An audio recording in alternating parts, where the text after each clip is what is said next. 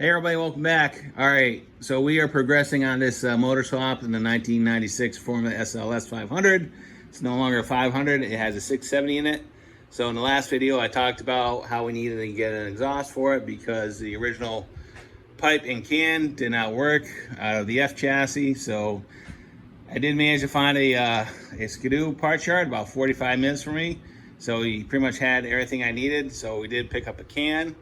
And I've been spending, last couple of days treating it, wire brushing it, and doing all the rust converter. And I just painted that, so we got that in there. So that's all set to go. You also have the pipe here. We also have the mid pipe. So again, that's something that's unique to the S chassis.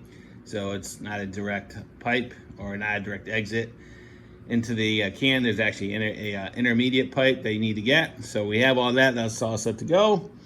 But yeah, so in the last video, I also talked about how this thing needed a alignment, because the way these things mount up in the chassis, there's just a ton of adjustment left to right and front and back. So what you need to do is you need to get one of these alignment bars, and I'll show you how this thing works once you actually get in the process. It's actually pretty easy to do it once you have this bar, but to try to do the alignment without it, you're never going to be close. So this one was about $18, I think. I got it from High Performance Engineering, shipped to my door in about 2 days, so that worked out pretty well. So why don't we get you up in the tripod? I'll show you what we're dealing with and why you need to get the alignment done. So to get the alignment done, what you have to do, there's 5 things you have to loosen up. First thing is the torque stop. So what you want to do is you want to loosen that up and just make sure it's not making contact with the engine. And then there are 4 motor mounts. There's one right there. There's one right there. There's another one down there. And so you can see there's the one right over there, hiding behind the steering post, right? So loosen those up, and you want this thing completely loose and be able to go back and forth, left and right, up and down, and everything in between. All right, so with all your motor mounts loose and the torque stop loose, you can move this engine quite a bit, and I'll show you what I mean. So if you take it, right,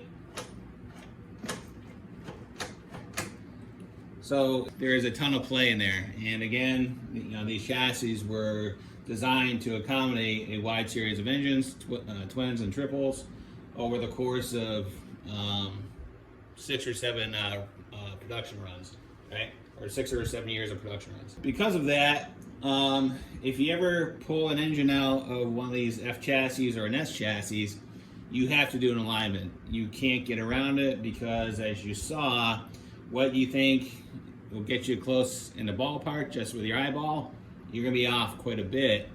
And if you don't do the alignment, what will happen is, because if the clutches are not in line or parallel with each other, if you don't do the alignment, it's going to put an excessive side load on the belt, and then you're going to have nothing but belt issues, and you'll probably blow a belt within 15 miles, right? So you have to do this. So we talked about the alignment bar. So if you look at it, basically the profile matches the profile of the primary.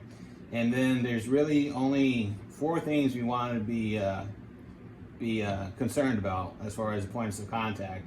This guy right here, that one right there, this pad, and this pad. So the way this thing is designed to work is you lay it across the face of the primary, right? And what I'll do is I'm going to explain this, and then I'll actually get you in for a closer view just to explain it a little bit better. You want to contact here, you want to contact here with no air gaps, and then you want this pad and this pad to be behind the secondary with no air gaps. So contact here, here, here, and there, right? So as we can see right now, the motor is too far towards us, so we know that the alignment is off quite a bit. So all I'm going to do is I'm going to take the motor and I'm just going to push it back.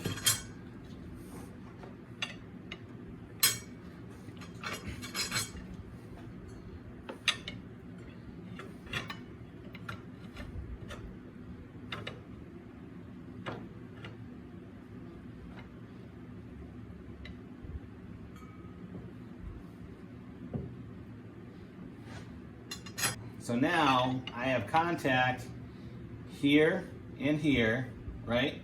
And then if I look, and it's really hard for you guys to see, right now I have a 1/16 of an inch of play from the pad here and here, right? So it's parallel, but right now the motor is too far back that way, right? So what we want to do is make sure our secondary is completely back. And what I'm going to do is I'm just going to pull the motor towards me.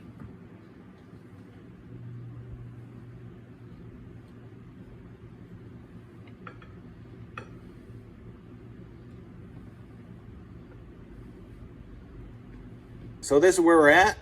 We have contact on the two pads on the primary. Looking pretty good there. And if we look at the back of the secondary, looking down between the hose, we can see that we're on the two pads on the back side of the secondary. And again, the secondary is pushed all the way back. So right now, I know the alignment is pretty good. So what I'm gonna do at this point is I'm gonna go ahead and start snugging up the motor mount bolts. And then I'm gonna check it to make sure nothing has moved. All right, so I've started the process of tightening down the motor mounts, and I'm checking the alignment bar. We're pretty good. And also, we're also going after the torque stop. And again, with the torque stop, you just really want it to snug it up and then go like half a turn. Because if you crank down on this thing too hard, you're actually gonna do more harm than good. You're actually gonna force the engine forward, and you're gonna screw up the alignment. So again, do it.